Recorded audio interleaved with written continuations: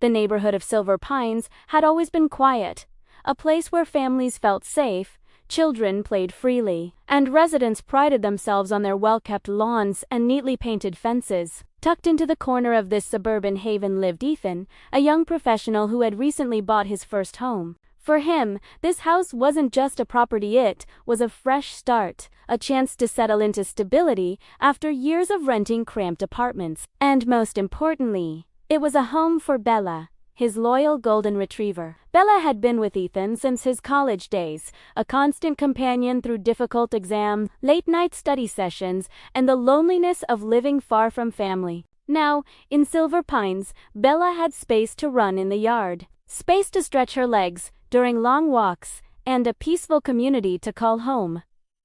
To Ethan, it seemed perfect, but peace in HOA-controlled neighborhoods was fragile. It never took much to stir conflict, and in Silver Pines, the Homeowners Association had a reputation for rigid enforcement of rules. Regulations covered everything from the shade of paint allowed on shutters to the exact type of grass permitted in front yards. Ethan had read the handbook carefully before moving in, but nowhere had he seen anything that suggested Bella would be a problem. That illusion shattered one Tuesday morning when Ethan opened his mailbox to find a crisp white envelope stamped with the HOAS seal. Inside was a formal letter, addressed to him in cold, bureaucratic language. It cited a violation: the presence of a noncompliant animal on his property. According to the board, dogs over a certain size were detrimental to the aesthetic and harmony of the neighborhood. Bella, a full-grown retriever, fell into that category. The letter demanded immediate removal of the dog from the property, warning of fines of $100 per day if the violation continued. Ethan read the letter twice, then a third time, disbelief turning into frustration. Bella wasn't aggressive, nor was she disruptive. Neighbors' children adored her, often stopping to pet her when she lounged in the yard. She didn't bark excessively, didn't damage property, and certainly wasn't a threat to anyone. Yet, according to the HOA, her size alone made her non-compliant. The following days brought more tension. HOA board members began patrolling the street with clipboards, pausing in front of Ethan's house longer than before. Neighbors whispered, some in sympathy, others wary of being caught in the crossfire. Ethan's once relaxing evening walks with Bella now carried an edge of anxiety as he noticed suspicious glances and felt the weight of unseen judgment. Soon, the letters escalated. Another arrived within a week, reminding him of the mounting fines and threatening legal action if he didn't comply. The tone grew sharper, more hostile, each paragraph written to intimidate and corner him into submission. It was clear the board wanted Bella gone, and they would stop at nothing to enforce their will. But what the HOA didn't anticipate was Ethan's resolve. Bella wasn't just a pet, she was family. The thought of giving her up was unthinkable. And while Ethan had never been one for confrontation, the HOA had underestimated his determination. He wasn't about to back down quietly. After the third letter, something shifted. Instead of fear, Ethan felt anger hardening into resolve. If the HOA wanted a fight, they would get one. But not on their terms. Ethan had an ace up his sleeve, a close friend from law school who had since become a sharp, battle-tested attorney. And when Ethan explained the situation, the lawyer didn't hesitate. The HOA, they said, was about to find out just how flimsy their so-called rules really were. Ethan tucked the latest violation letter into a folder marked evidence. He began collecting everything: timestamps of walks, testimonies from neighbors who knew Bella, even video footage showing her calm and gentle demeanor. Piece by piece, he built his case, fueled not by vengeance, but by the simple, unshakable truth. Bella belonged here, and no overzealous HOA could tear them apart. As Christmas lights began appearing on houses around Silver Pines, Ethan prepared for a very different kind of showdown. What had started as a warning letter was about to erupt into a battle that would shake the entire neighborhood and expose the HOA's corruption in a way they never saw coming. The war for Bella's place in Silver Pines had just begun. The HOA was not accustomed to resistance. Most homeowners in Silver Pines treated their violation notices like traffic tickets, unpleasant but unavoidable. People usually paid the fines, fixed the issue, and kept their heads down. The system thrived on compliance, not confrontation. So when Ethan ignored the demand to remove Bella, The board escalated. The next letter came stamped "Final Warning." It accused him of willful disregard for community bylaws and cited an obscure clause that supposedly gave the HOA authority to take legal action for no. The fines now totaled more than $1,000. With the daily charges continuing to stack, alongside this came threats of liens against his property, suggestions that his refusal to obey could lead to foreclosure. Neighbors began to notice the tension. Some whispered encouragement when they passed Etho in the street, quietly admitting they had also felt bullied by the HOA but had never dared to push back. Others looked at him differently, as if he were stirring up trouble that might bring unwanted attention to the entire block. And then, there were the board loyalistos, who had always sided with the HOA's authority, who began glaring at him openly, muttering about how rules were rules and how his defiance threatened the harmony of Silver Pines.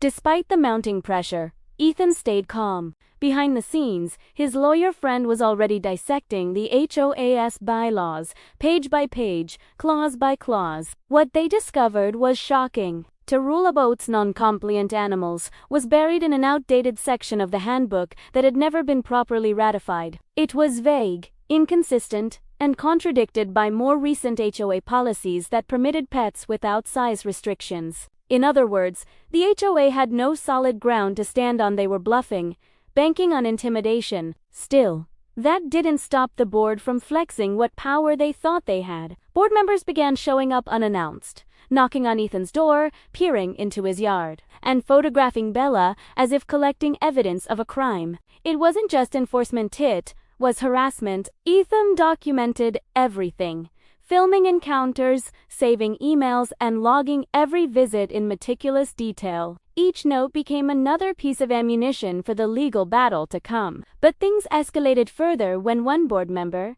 emboldened by their self-appointed authority, called animal control. Ethan returned home one afternoon to find a city officer waiting at his door. The complaint claimed Bella was dangerous and posed a threat to neighborhood children. The officer, after a brief inspection, quickly saw the truth. Bella greeted him with her usual wagging tail and gentle demeanor, pressing her head against his leg for a scratch. The officer left with an apology, but the message from the HOA was clear. They were willing to lie and manipulate in order to force Bella out. That night, Ethan sat at his desk surrounded by stacks of paperwork, violation notices, and legal documents. He wasn't overwhelmed, he was focused. What the HOA didn't realize was that their aggression was playing directly into his hands. Every baseless fine, every false complaint, every act of intimidation only strengthened his case. Meanwhile, his lawyer began drafting a counterclaim. Not only would they challenge the validity of the non-compliant animal rule, but they would also sue for harassment, emotional distress, and abuse of authority. The potential damages could be devastating for the HOA, especially once the case became public. Ethan wasn't just defending Bella anymore. He was standing up for every homeowner who had been cornered by the HOA's tactics. And as word spread through the neighborhood, quiet support grew louder. Neighbors began offering statements, recounting their own experiences of being unfairly targeted. What had once been whispers turned into open conversations. People were tired of living in fear of the board. But the HOA, blinded by arrogance, refused to back down. They believed they could outlast him, wear him down, and force submission through sheer persistence. What they didn't realize was that Ethan's resolve was only hardening. By the time the official summons arrived ordering Ethan to appear in court over Bella, he wasn't afraid. He was ready. He had the evidence, the lawyer, and the truth on his side. The HOA thought they had cornered him. Instead, they had walked straight into a battle they weren't prepared to fight.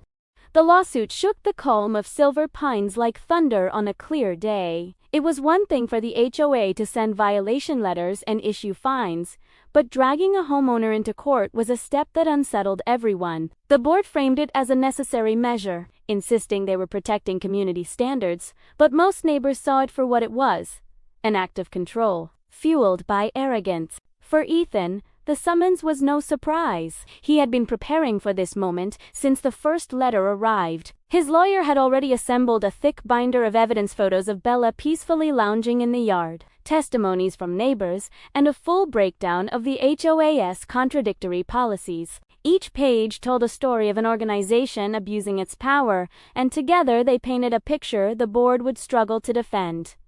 The weeks leading up to the court date were tense. The HOA doubled down on their campaign of intimidation. Board members stopped by Ethan's house at odd hours, snapping photos of Bella through the fence, leaving notes taped to his door, and sending new letters threatening additional fines. Ethan didn't take the bait. Instead, he added every new incident to his growing evidence file. The more they pushed, the stronger his case became. Meanwhile, the neighborhood was changing. A quiet rebellion stirred among residents who had long felt suffocated by the HOA's grip. Some neighbors began stopping Ethan during his evening walks, offering kind words and sharing their own horror stories. Fines for leaving a garden hose visible, warnings about flower beds that didn't match approved colors, and citations for parking too close to the curb. For years, these people had quietly paid the penalties, never daring to resist. Now, Ethan's defiance inspired them to speak out. The media took notice, too. A local news station ran a segment titled, "Dog Dispute Divides Silver Pines," showing clips of Bella playing fetch in the yard, alongside interviews with residents on both sides. Ethan appeared calm and measured in the piece, while the HOA's president came across as cold and dismissive. Public sympathy leaned heavily in Ethan's favor, and the board's reputation began to crack. Still, the HOA refused to back down. They filed additional motions, demanding expedited hearings, and painting Ethan as a reckless homeowner who endangered the fabric of the community. Their language grew dramatic, almost desperate, but their behavior revealed the truth. They were afraid that if Ethan won, their authority would crumble. As the court date drew closer, the tension in the cul-de-sac became palpable. On the night before the hearing, Ethan sat at his desk, reviewing the case one final time. Bella lay curled at his feet, her soft breathing a steady reminder of why he was fighting. To Anjanels, she might have seemed like just a dog, but to Ethan, she was a symbol of loyalty, love, and the life he had built. Giving her up was never an option. The next morning dawned clear and cool. Ethan dressed carefully, buttoning his shirt and straightening his tie, then clipped Bella's leash and walked her through the neighborhood one last time before heading to court. Neighbors paused in their driveways to watch, some nodding quietly, others offering encouraging smiles. For a moment it felt less like a legal battle, and more like a march to a long-awaited reckoning. When Ethan and his lawyer arrived at the courthouse, the HOA board was already there, clustered together in stiff suits and sharp frowns. They carried thick folders of their own, but the unease on their faces betrayed them. This wasn't the confident board that had once bullied homeowners into submission. This was a group bracing for a fight they weren't sure they could win. Inside, the courtroom buzzed with anticipation. Reporters lined the back rows, pens and cameras ready. Neighbors filled the gallery, curious to witness the outcome. The judge entered, the room quieted, and the battle for Bella officially began. For Ethan, this wasn't just about one dog anymore. It was about principle, about exposing the HOA's abuse of power, and about standing up when it would have been easier to sit down. And as the first arguments unfolded, he felt a sense of calm. He had prepared for this. He was ready. The board thought they could intimidate him into surrender. But what they didn't know was that the courtroom was where Ethan's lawyer thrived, and the HOA was about to discover just how weak their case really was.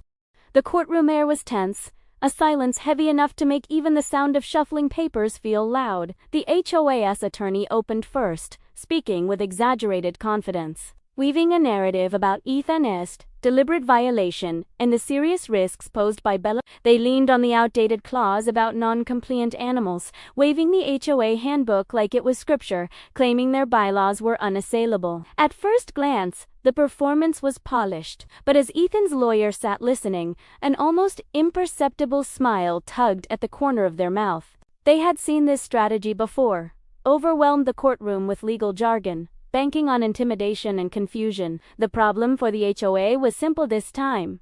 The opposition was prepared. When it was their turn, Ethan's lawyer rose calmly, opened their binder, and began dismantling the HOA's case, piece by piece. They pointed out the contradictions in the handbook, showing how the size restriction on dogs had been abandoned years ago when newer policies were adopted. They highlighted the lack of evidence that Bella had ever caused a problem. No noise complaints. No bite reports. Not even a neighbor's affidavit to suggest she was disruptive. And then, they went further.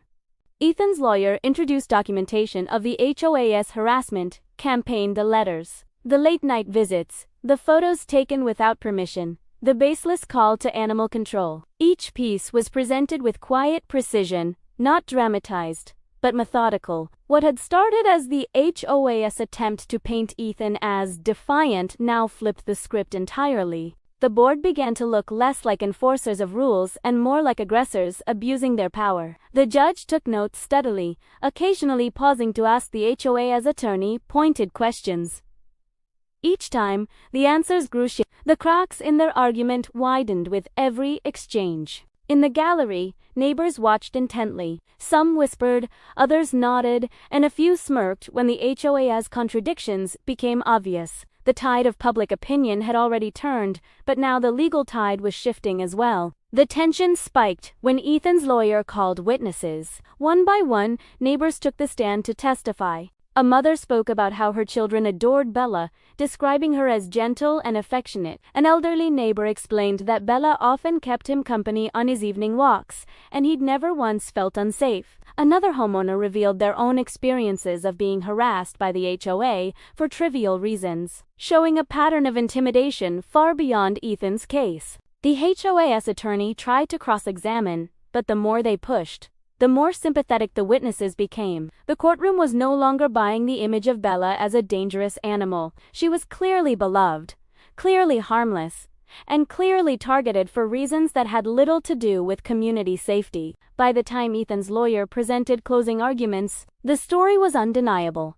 The HOA had abused its power, fabricated threats, and pursued a vendetta with no legal basis. What had started as a case about a dog had become a case about corruption. The judge announced that a decision would be delivered after reviewing all evidence. But the expressions in the room told the story. The HOA's once firm confidence had collapsed into nervous silence. Ethan, sitting tall, felt the shift. He wasn't just defending Bella anymore, he was exposing the HOA for what they really were. Outside the courthouse, reporters swarmed, peppering both sides with questions. Ethan.com but firm.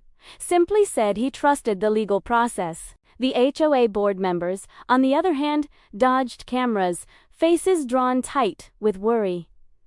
The battle wasn't over yet. The ruling still hung in the balance. But for the first time since the first warning letter landed in his mailbox, Ethan felt the weight lift. The truth was finally out in the open, and the HOA couldn't hide behind their rules anymore. The cracks in their case had become gaping holes, and soon, the entire structure of their authority might come tumbling down.